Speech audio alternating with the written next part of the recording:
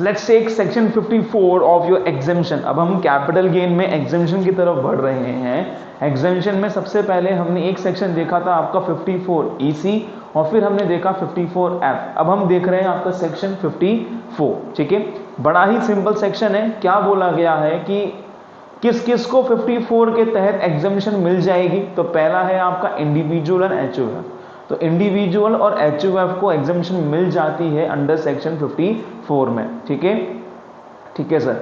इसके लिए क्या होना जरूरी है, आपकी जो कैपिटल एसेट है उसका लॉन्ग टर्म होना जरूरी है। मतलब कि अगर आपको लॉन्ग टर्म कैपिटल गेन होगा then only you will get deduction exemption under section 54, otherwise आपको एग्जेम्पशन नहीं मिलेगी। तो 54 में अगर मुझे एग्जेम्पशन क्लेम करनी है तो मुझे क्या करना पड़ेगा, तो बड़े ध्यान से मेरी बात सोचेंगे, सुनेंगे। अगर आपने जो एसेट ट्रांसफर करी है वो क्या है, वो है आपकी रेसिडेंशियल हाउस प्रॉपर्टी। ठीक है, अगर आपने अपनी रेसिडेंशियल हाउस प्रॉपर्टी को ट्रांसफर करा है या फिर बिल्डिंग और लैंड अपरटेनिंग देयरटू, ये बात हमने हाउस प्रॉपर्टी में भी पढ़ी थी कि बिल्डिंग और लैंड अपरटेनिंग देयरटू का मतलब क्या होता है। तो बिल्डिंग और लैंड अपरटेनिंग देयरटू, तो सबसे पहले हमने कहा कि इंडिविजुअल और HUF का होना जरूरी है। दूसरी बात, आपकी लॉन्ग टर्म कैपिटल एसेट होनी जरूरी है। थर्ड थिंग इज आपने क्या बेचा हो, आपने रेसिडेंशियल हाउस प्रॉपर्टी बेची हो। रेसिडेंशियल हाउस प्रॉपर्टी बेची हो और खरीदा भी क्या हो, आपने परचेज करा हो वन रेसिडेंशियल हाउस प्रॉपर्टी। क्या खरीदा हो आपने, only one residential house property.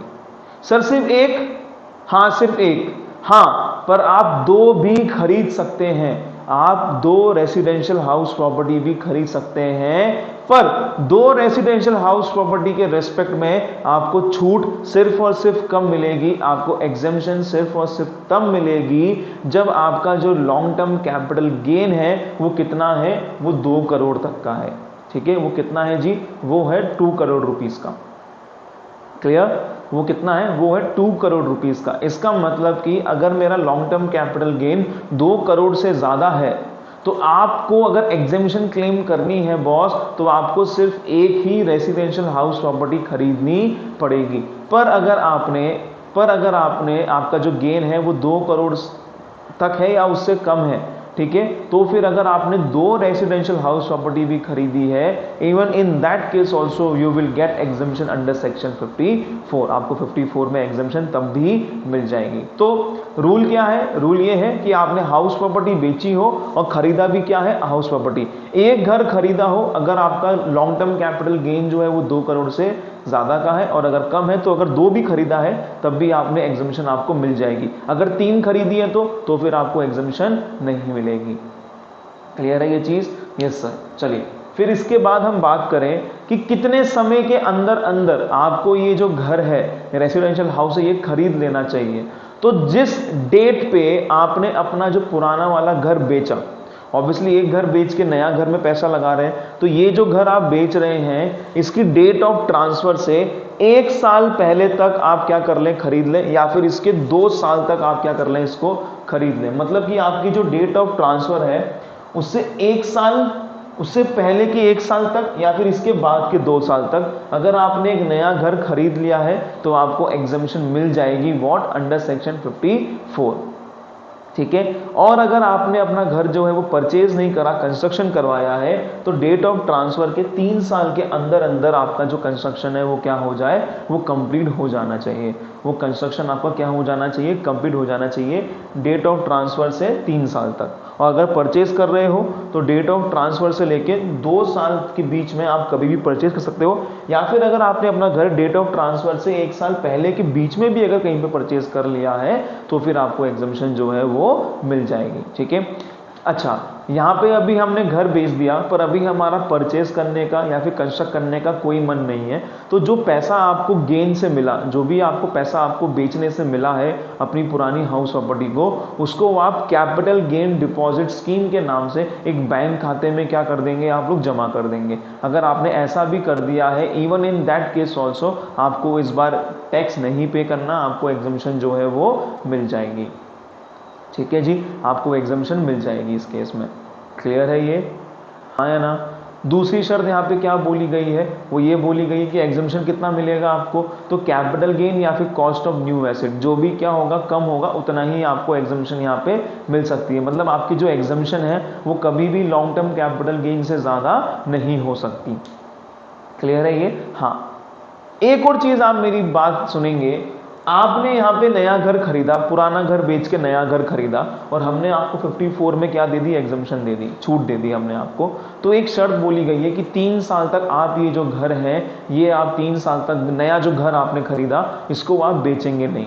जो नया घर आपने खरीदा है इसको आप 3 साल तक बेचने वाले नहीं हैं, इसको आप 3 साल तक बेचने वाले नहीं हैं। अगर आपने इस घर को बेचा, अगर आपने इस घर को बेचा, कौन से वाले घर को, जो आपने पुराना घर बेच के नया घर खरीदा, तो नया घर जो खरीदा, ठीक है, लेट सपोज आपने जो नया घर है ये खरीदा था आपने 50 लाख रुपए का, ठीक है, तो ये इस घर की क्या है, ये इस घर की कॉस्ट ऑफ एक्विजिशन है, हाँ या ना। आपने क्या करा, पुराना घर बेचा तो इसको पहले खरीदा होगा, फिर इसको बेचा तो इसको हमने बेच दिया, इसको हमने ऐसे बेच दिया, तो इस पे हमने कैपिटल गेन निकाला। फिर हमने 54 में आपको एग्जम्पशन दी, क्यों, क्योंकि आपने नया घर खरीदा। अभी जो नया घर आपने जिस प्राइस पे खरीदा ये इसकी क्या है, कॉस्ट ऑफ एक्विजिशन है ना, आपने एग्जम्पशन वगैरह दे दी, काम खत्म। अब आपने ये जो नया घर खरीदा है आपने 3 साल के अंदर अंदर इसको अगर बेच दिया तो हम क्या करने वाले हैं, तो हम एक चीज करने वाले हैं कि ये इस घर में जो आपने 3 साल के अंदर अंदर बेचा, इस पे अब क्या निकलने वाला है, आपका कैपिटल गेन निकलने वाला है। क्या निकलेगा जी, कैपिटल गेन निकलेगा। मैं आपको इसको बेटर एक एग्जांपल के फॉर्म में समझाता हुआ चलूं, वैल्यूज लेके, वरना आप लोग कंफ्यूज हो जाएंगे। ठीक है, मान लीजिए एक पुराना घर है, वो मैंने 2 लाख का ले रखा था, ओल्ड हाउस था मेरा ये, मैंने मेरे ट्रांसफर ईयर में इसको कितने में बेच दिया, मान लीजिए मैंने इसको बेचा है 18 लाख में मैंने बेच दिया, ठीक है, और मैंने with in the time period मैंने एक नई प्रॉपर्टी परचेज कर ली है, और लेट सपोज उसकी जो कॉस्ट ऑफ एक्विजिशन है वो कितनी है, वो है 2 लाख रुपए। कितनी है उसकी कॉस्ट, 2 लाख का मैंने एक नया घर खरीदा है। तो जब इस साल में कैपिटल गेन निकाल लूंगा तो मैं कैसे निकालूंगा, मैं बोलूंगा 18 लाख तो मेरी सेल्स कंसिडरेशन है ना, मैं यहाँ पे चल रहा हूँ, ये इंडेक्स करके 2 लाख आ रही है, ठीक है, लेस कर देंगे 2 लाख, तो ये हो गया आपका लॉन्ग टर्म कैपिटल गेन। कितना हुआ, 16 लाख। अब क्या आपने पुराना घर बेच के नया घर खरीद लिया है क्या, हाँ, कितने में खरीदा है, 20 में, पर आपको जो 54 में एग्जम्पशन है वो लॉन्ग टर्म कैपिटल गेन से ज्यादा की तो मिल ही नहीं सकती, तो यहाँ पे आपने गवर्नमेंट को कितना टैक्स पे किया, 0 पे किया। ये 16 लाख कहां से आए, 54 में आपने एक नई प्रॉपर्टी खरीदी है ना, तो 20 लाख की तो मैं दे नहीं सकता, या फिर तो कैपिटल गेन या फिर cost of new asset which ever is lower, तो कैपिटल गेन लोअर है, इसलिए आपको यहाँ पे से 16 लाख की छूट मिल सकती है। हाँ, पर शर्त क्या है कि ये जो नई प्रॉपर्टी रेसिडेंशियल हाउस आपने खरीदा है इसको आप 3 साल तक बेचेंगे नहीं, इसको आप 3 साल तक बेचेंगे नहीं। अगर मैं इसको 3 साल के अंदर बेच देता हूं, मान लो मैंने इसको 3 साल के अंदर सेल कर दिया है 22 लाख रुपए में, तो इस प्रॉपर्टी पे अब क्या आएगा, कैपिटल गेन आएगा। तो वो कैसे निकालेंगे, सेल्स कंसिडरेशन कितनी हो गई, 22 लाख, लेस करेंगे इसमें से कॉस्ट ऑफ एक्विजिशन। तो इस केस में कॉस्ट ऑफ एक्विजिशन क्या होने वाली है वो देखेंगे आप, 20 लाख तो इसकी कॉस्ट थी, पर क्योंकि मैंने इस प्रॉपर्टी को 3 साल के अंदर अंदर बेच दिया, इसलिए जितना एग्जम्पशन आपने पहले क्लेम किया था उतना एग्जम्पशन आप अपनी कॉस्ट ऑफ एक्विजिशन में से क्या कर दें, लेस कर दें, उतना आप एग्जम्पशन अपनी कॉस्ट ऑफ एक्विजिशन में से लेस कर दें। रिमेनिंग जो आएगा ये अब क्या मानी जाएगी, this will be your cost of acquisition. आपकी कॉस्ट ऑफ एक्विजिशन मानी जाएगी सिर्फ और सिर्फ कितने की, 4 लाख की। इसका मतलब 18 लाख का आपको क्या देना पड़ेगा, कैपिटल गेन आ गया, और इस पे आपको टैक्स देना पड़ेगा।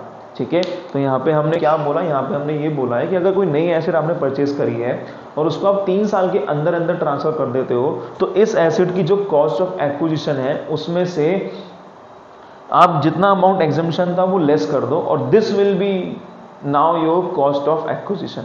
ठीक है, फिर से रिपीट करते हैं इस चीज को, 3 साल के अंदर अंदर अगर आपने इस एसेट को बेच दिया है, नई house property, residential house property को अगर आपने सेल कर दिया है, तो इसकी कॉस्ट ऑफ एक्विजिशन क्या मानी जाएगी, इसकी कॉस्ट ऑफ एक्विजिशन होगी जो भी इसकी कॉस्ट है उसमें से लेस कर देंगे जितना अमाउंट आपने एग्जम्पशन का क्लेम कर लिया है।